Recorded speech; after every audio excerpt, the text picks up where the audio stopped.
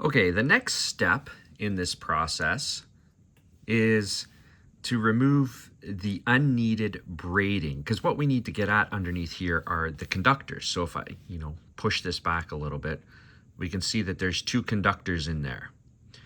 And that's what we need to gain access to in order to do our wire termination on our pins or sockets or splices or whatever it is that we need to do.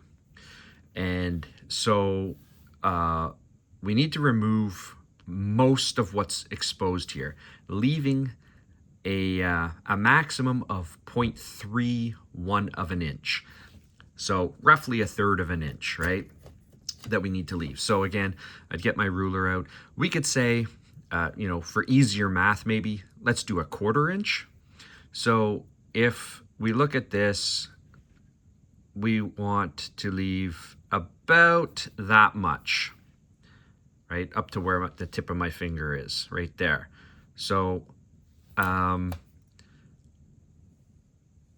ultimately, when we've trimmed the braiding, we should be left with 1/4 inch up to about 0.3 of an inch maximum left. Now, the easiest way to remove this is you basically push the shield down and bulge it out. And then once it's spread out down here, it's much easier to trim. So if we hold it sort of what we want to keep and we push down, you can see how it's bulging there. And that separates it and pulls it away from the conductors underneath so that we don't damage the conductors when we take our flush cutters, side cutters, little wire trimmers here, and trim this to the length we need. So if we just kind of get our cutters in there and we can trim around to trim off those thin strands,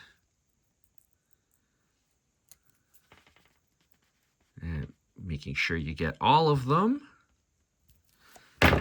And then we can pull off the unneeded shielding and we're left with a rough approximation of what we should have remaining. Now that is a little messy. This process doesn't do a nice super clean cut right at the beginning, but that's a little over 1/4 inch right there.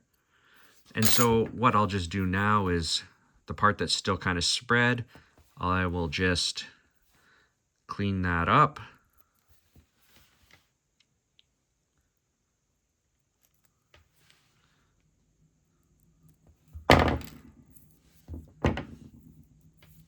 So what we're left with is the amount of shielding that we want remaining. So if you look, that's about 1/4 inch, pretty close to it there.